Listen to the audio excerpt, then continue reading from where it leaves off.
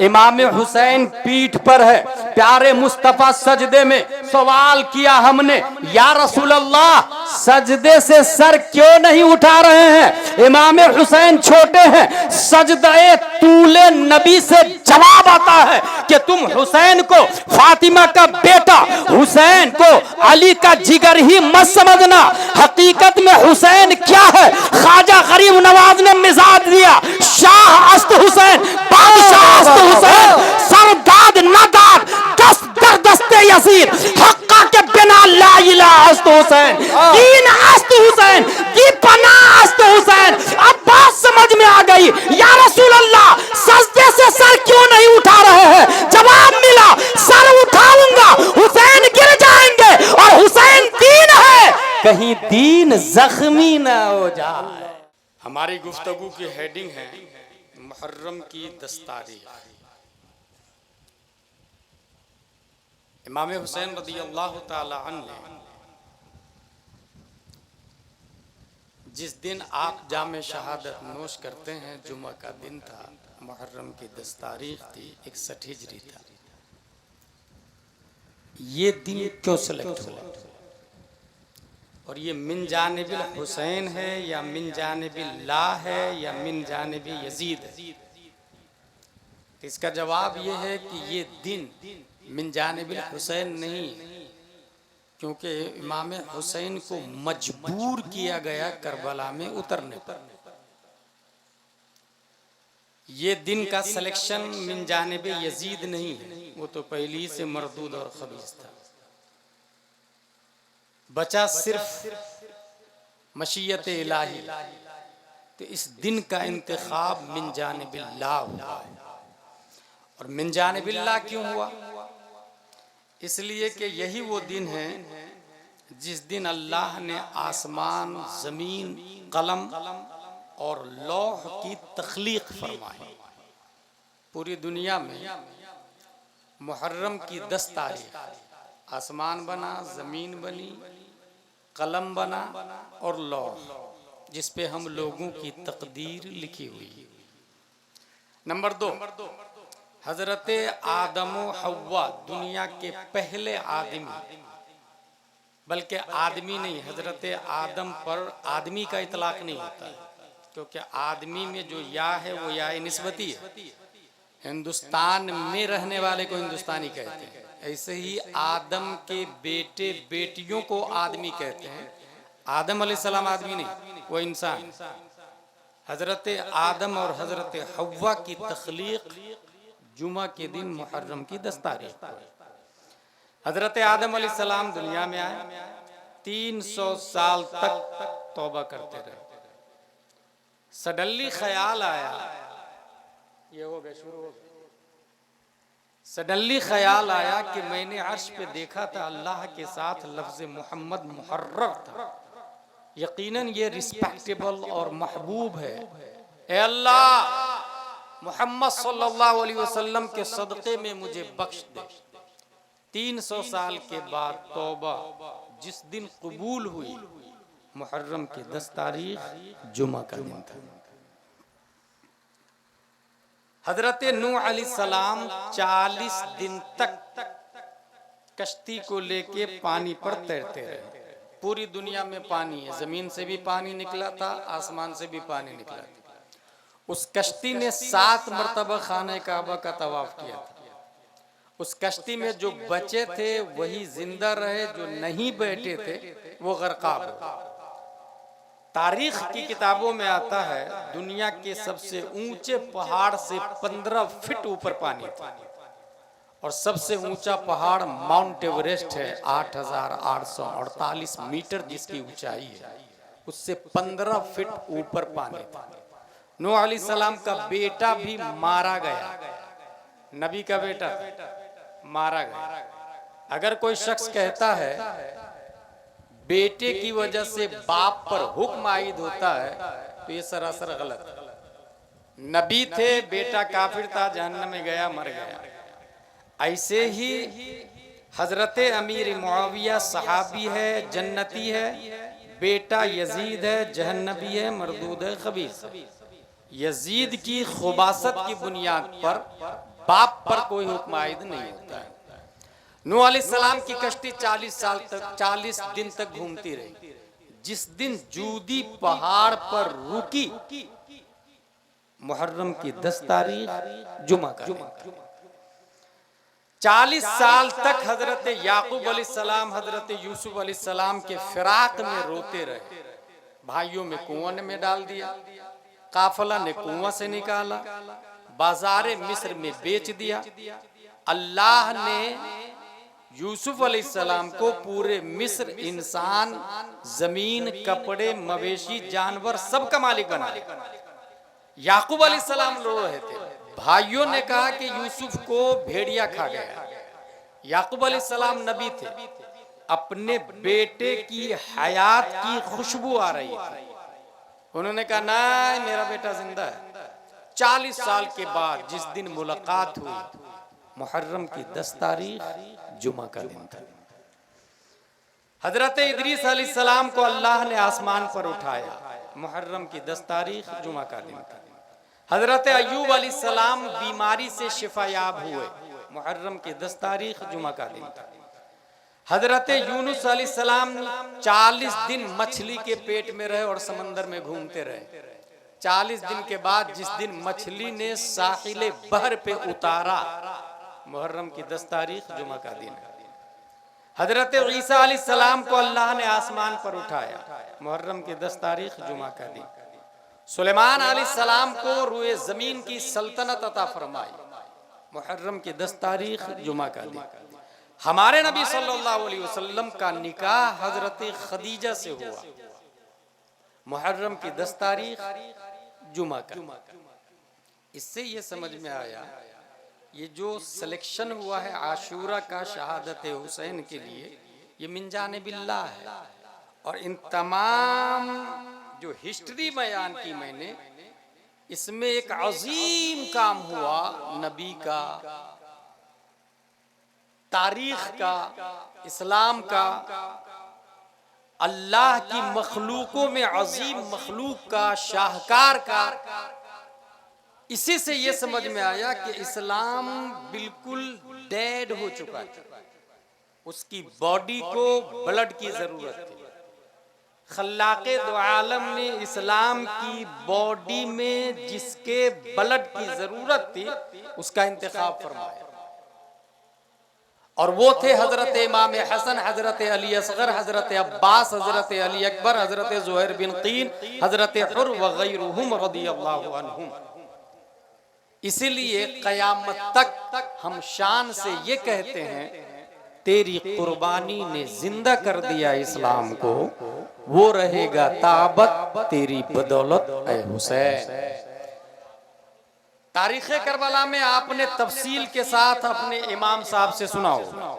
इमाम साहब से वो लोग सुनते हैं जो जुमा में तकरीर से पहले जाते हैं। अगर तकरीर में पहले नहीं जाते हैं तो फिर वो इमाम साहब की तकरीर सुनते भी नहीं और इल्म में इजाफा भी नहीं होता। मैं यहाँ कुछ मजमूई बात बताना चाहता हूँ। 3 बड़ी लालच करबला की तारीख और इस्लाम की तारीख में आपको देखने को मिलेगी। ऐसे ही 3 बड़े सजदे हैं जिसने दुनिया का निजाम बदल दिया। ऐसे ही 3 मईयत है जिसकी बुनियाद पर इंसान रिस्पेक्टेबल बन चुका है। 3 लालच की बात बताऊं। स्पेन का नाम आप लोगों ने सुना होगा। 800 साल तक हमारी हुकूमत, आखिरी में क्रिश्चियन ने अबुल हसन से कहा, अल बशरात की हुकूमत तुम्हें देता हूं, गरनाता की चाबी किला की मुझे दे दो। बशरात की लालच में चाबी दे दिया उसने। और 800 साल तक जहां हमारी हुकूमत थी, हमेशा हमेशा के लिए वहां से इस्लाम का खात्मा हो चुका है। लालच देखिएगा, अल बशरात की हुकूमत। हम और आप अपने भाई के लिए, बहन के लिए, बाप के लिए, पड़ोसी के लिए अगर जमीन की खातिर लड़ते हैं तो वो अबुल हसन से हम अलग नहीं हैं। लालच नंबर 2, 4000 फौज लेकर इब्ने साद ईरान की तरफ जा रहा था। इब्ने ज़ियाद ने खत लिखा कि पूरी फौज लेकर हुसैन बिन अली के मुकाबले में आ जाओ। कहा ना मैं नहीं जाऊंगा, वो बहुत अच्छे आदमी है। कहा सोच ले, अगर नहीं गया तो रे की हुकूमत और गवर्नरी छिन जाएगी, वो नहीं मिलेगी तुझे। उसने कहा रात भर सोचने का मौका दे। रात भर सोचा और सोचने के बाद उसने ये फैसला लिया कि हमें रे की हुकूमत चाहिए, हुसैन बिन अली को मारना है। 4000 फौज लेकर इब्ने साद ईरान की तरफ जा रहा था। पूरी फौज लेकर करबला में आ जाता, हुसैन बिन अली से लड़ता है। मारा तो वो भी गया है कुत्ते की मौत, मगर रे की हुकूमत भी गई। काबिले गौर पहलू यह है, अगर ईरान चला जाता 4000 फौज लेकर, लड़ता सलीबियों से, रूमियों से, अगर वो मर जाता तो शहीद होता, और जीत जाता तो वक्त का अर्तुरुल गाजी बनता। मगर इन दोनों में से कुछ भी नहीं हुआ और हमेशा हमेशा के लिए रे की हुकूमत भी गई और जहन्नमी भी बन गया। दूसरी लालच जिसने दुनिया में इनकलाब बर्पा किया है, और न खुदा ही मिला है न विसाल सनम हुआ है। करबला की तारीख में एक और लालच बताता हूं। हजरत अली अकबर रदी अल्लाह ताला अन्हु, इमाम हुसैन रदी अल्लाह ताला अन्हु के 3 साहबजादे करबला में थे। अली अकबर, अली औसत, अली असगर। आपकी 4 बेटियां हैं,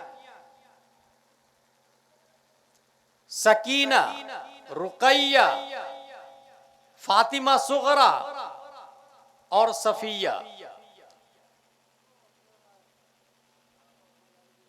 3 बेटों में हजरत अली अकबर शहीद होते हैं, हजरत अली असगर शहीद होते हैं, और बीच में बचे अली औसत। औसत मतलब होता है मिडिल अली। अली औसत ही को ज़ैनुल आबिदीन कहा जाता है। वो बीमार थे, वही बच के करबला से वापस आए। हजरत अली अकबर जब मैदान में पहुंचते हैं तो इरशाद फरमाते हैं, अव्वलन तो कोई मुकाबला के लिए आने को तैयार नहीं। उन्होंने एक शेर पढ़ा, अना अली युब्नो हुसैन इब्ने अली नहनु अहलुल बैत औला मिन नबी बिन नबी। मैं अली हूं, हुसैन का बेटा जो अली के बेटे हैं, हम अहले बैत है और नबी से सबसे ज्यादा करीब है। ये शेर पढ़ा, 22,000 यजीदियों में से कोई भी मुकाबले में आने को तैयार नहीं, क्योंकि तारीख में यह लिखा है सबसे ज्यादा नबी के मुशाबे हजरत अली नजर आ रहे थे। हजरत अली अकबर की बात कर रहा हूं मैं, 18 साल की जवानी। शेर देखे इनका, नहनु अहलुल बैत। अहलुल बैत का लफ्ज आया। मैं कुरान शरीफ पढ़ रहा था एक दिन, तो उसमें यह आया, अंतहिरा बैतिया लित्तायफीन वल आकिफीन वरुक्काइस सुजूद। ऐ इब्राहिम, ऐ इस्माइल, आप दोनों मिलके मेरे घर को पाक करें। अल्लाह ने फरमाया बैतिया, मेरे घर। A question arise in our mind, ए अल्लाह तू तो घर में रहता नहीं, तू तो घर में रहने से पाक है, क्योंकि घर में रहने के लिए जिस्म होना चाहिए, और अल्लाह जिस्म जिस्मानियत से पाक है। फिर अल्लाह बोल फरमा रहा मेरा घर, ऐ इब्राहिम ऐ इस्माइल, आप दोनों मिलके पाक करें मेरे घर को। तो जब अल्लाह घर में नहीं रहता, फिर घर वाला कौन है? जब कुरान शरीफ की दूसरी आयत पे नजर पड़ी, तब बात समझ में आया कि अल्लाह ने अपना घर बैत काबा को कहा है, और घर वाला अहले बैत मुस्तफा और औलादे मुस्तफा को कहा है। इन्नमा युरीदुल्लाहु लियुज़हिबा अन्कुमुर रिज्सा अहलल बैत। यहाँ अहले बैत से मुराद कुरान शरीफ का लफ्ज है, अहलल बैत। इससे मुराद प्यारे मुस्तफा है, हजरत अली है, हजरत फातिमा है, हजरत हसन है, हजरत हुसैन है रदियल्लाहु अन्हुम। अच्छा, यहीं पे गौर करें, पाकी का लफ्ज दोनों तरफ है। वहां आया बैत के लिए अंतहिरा, आप दोनों मिलके पाक करें, और यहां आया इन्नमा युरीदुल्लाहु लियुज़हिबा अन्कुमुर रिज्सा अहलल बैत व युत्तहिरकुम। जो तहिरा का लफ्ज यहां भी है, ततहीर यहां भी और वहां भी है। फर्क इतना है कि जब बैत को अल्लाह पाक करना चाहा तो 2 नबियों की ड्यूटी लगाई, और अहले बैत को पाक करना चाहा तो बजाते खुद अल्लाह ने पाक किया।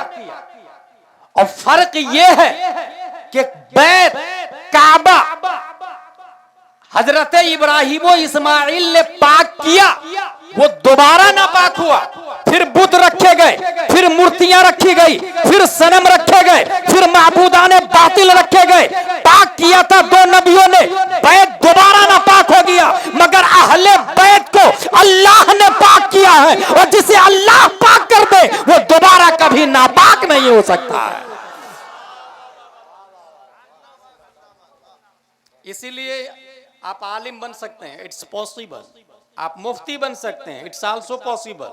आप मुजद्दिद बन सकते हैं, इट्स आल्सो पॉसिबल। आप वली बन सकते हैं, आप फकीह बन सकते हैं, लेकिन आप सैयद नहीं बन सकते। जिसे अल्लाह चाहता है उसे सैयद में पैदा फरमाता है, जिसे अल्लाह चाहता है। हजरत अली अकबर लड़ रहे हैं, नहनो अहलुल बैत औला बिन नबी। कोई 22,000 में जाने को तैयार नहीं है, एक भी जाने को तैयार नहीं है। इब्ने साद ने करबला में फिर लॉलीपॉप दिया। किसको? तारिक बिन शीफ को। इतने बहादुर, नामवर, जवान, मुजर्रब होकर के एक बच्चा के मुकाबले में जाने से घबरा रहा। जाओ उसकी गर्दन लेकर के आओ, मोसिल की हुकूमत तुम्हें दे दूंगा। ये लालच देखे, 3 लालच हो गई। अल-बशरात की लालच, गरनाता गया हाथ से। रय की लालच, इब्ने साद हमेशा के लिए जहन्नमी हो गया। तारिक बिन शीस, मोसिल की लालच, इब्ने ज़ियाद से बोल के मोसिल की गवर्नरी तुम्हें दिलाऊंगा। वो गया मैदान में, तलवार निकाल के जूं ही मारना चाहा, हजरत अली अकबर ने एक ही वार में उसके नेज़े के टुकड़े भी किए और गर्दन तक तलवार पहुंचाई। वो घोड़ा से गिरा भी और जहन्नम रसीद हो गए। नामवर आदमी। जलाल में उसका बेटा आया, वो भी मारा गया। उसका दूसरा बेटा आया, वो भी मारा गया। मिसरा बिन गालिब आया लास्ट में, वो भी कुत्ते की मौत मारा गया। अली अकबर रज़ियल्लाहु ताला अन्हु 18 साल के, बड़े बड़े सूरमा को मौत का घाट उतारने के बाद अपने अब्बू से मिलने के लिए जाते हैं, इमाम हुसैन से। या बता अल अतश, प्यास लग रही है, बस पानी पिला दीजिए। या बता अल अतश, गौर कीजिएगा, प्यास लग रही है। और 3 दिन से नहरे फुरात पर पाबंदी है, ये आप सबने सुना है, इसमें कोई दो राय नहीं, कोई कलाम नहीं। 3 दिन से भूखे प्यासे भी थे, इसमें भी कोई दो राय नहीं है। एक खतीबे शहीर यारे अजीज ने कहा कि करबला की कहानियां 90% मनगढ़ंत है। ये जुमला सही नहीं है। इसमें यह देखना होगा कि ये शियों की रिवायत अलग होती है, सुन्नियों का जो जलसा होता है, सुन्नियों के जलसे में करबला की सही हिस्ट्री बयान की जाती है। और सही हिस्ट्री में इमाम हुसैन का भूखा रहना, प्यासा रहना, मदीने से मक्का आना, मक्के से इराक आना, फरजदक शायर का मिलना, जुहैर बिन कीन का मिलना, या अब्बास का बाजू कटना, हजरत कैस का शहीद होना, मुस्लिम बिन अकील का पहले जाना, ये सब मुअतबर किताबों में लिखा हुआ है। इसलिए ये नहीं कह देना चाहिए कि 90% मनगढ़ंत कहानी है। सुन्नी लोग जो बयान करते हैं वो 90% सही है, 10% जाहिल खतीब मिला देते हैं अपनी तरफ से कि करबला में लाइट काट दिया था यजीदियों ने, तंबाकू नहीं दिया था, मोबाइल का कनेक्शन काट दिया था। ये जरूर जहालत है। तो मोबाइल कहां से आ गया वहां पर, तंबाकू कहां से आ गया वहां पर, भाई लाइट कहां से आ गई? वो तो एडिसन दास ने बनाया लाइट। बहरहाल हजरत अली अकबर रज़ियल्लाहु ताला अन्हु, या बता अल अतश, प्यास लग रही है। इमाम हुसैन रज़ियल्लाहु ताला अन्हु का जवाब सुना, बेटा बस थोड़ी देर की बात है, हौज़े कौसर पर आबे कौसर लिए नाना जान इंतजार कर रहे हैं। हमने जब दूसरी हदीस का मुताला किया, हजरत आयशा ने पूछा कि हुजूर मैदान महशर में कहां तलाशूंगी? कहा मीजान पर। कहा वहां नहीं मिले तो? कहा पुलसिरात पर। कहा वहां नहीं मिले तो? कहा हौज़े कौसर पर। मीजान बात समझ में आ रही है, नबी वहां खड़े रहेंगे, अपने लोग के नाम अमाल में कुछ कमियां होगी तो दुरूद की पर्ची डाल के पल्ला को भारी करके जन्नती बनाएंगे। पुलसिरात पर बात समझ में आ रही है, नबी खड़े रहेंगे और कहेंगे रब्बे सल्लिम रब्बे सल्लिम, ए अल्लाह मेरी उम्मत को पार करा दे, पार करा दे, पार करा दे। हौजे कौसर पे क्यों खड़े रहेंगे? इसकी क्या लॉजिक? पूरे इस्लामिक हिस्ट्री से पता चलता है कि 150 जंगे हमारे नबी ने लड़ी है। 150 में 50 में खुद नबी शरीक थे और बकिया 100 में नबी ने अमीर और कायद बना के भेजा है। इन किसी जंगों में भी प्यासे तमाम के तमाम नहीं मारे गए। सिर्फ वाहिद करबला 61 हिजरी की बात है कि 3 दिन पानी पर पाबंदी लगा के, खाने पर पाबंदी लगा के, शुहदाए करबला पर सब्र तहम्मुल के पहाड़ तोड़ दिए गए। आका हुसैन पूरा खैमा प्यासा था और शहीद कर दिया गया। अब बात समझ में आई, मीजान में हमारे लिए थे नबी, पुलसिरात पर हमारे लिए थे नबी, मगर नबी को पता था मेरा अली असगर प्यासा आएगा, अब्बास प्यासा आएगा, हुसैन प्यासा आएगा, अली अकबर प्यासा आएगा। और प्यासों का इस्तेमाल पुलसिरात पे करने की जरूरत नहीं है, मीजान पे करने की जरूरत नहीं है। ये तो शहीद है, पुलसिरात से यूं गुजर जाएंगे। ये तो शहीद है, मीजान पे इनका पल्ला भारी होगा, मगर प्यासे हैं, हौजे कौसर से इनका इस्तेमाल किया जाए।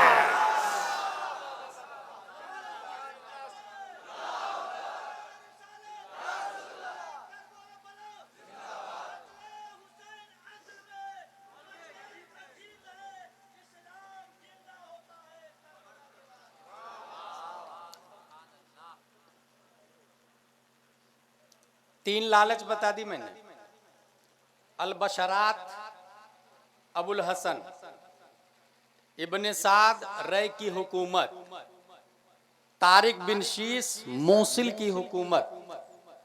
आपके यहां भी इलेक्शन होता है, आप हराम करेंगे या हलाल करेंगे?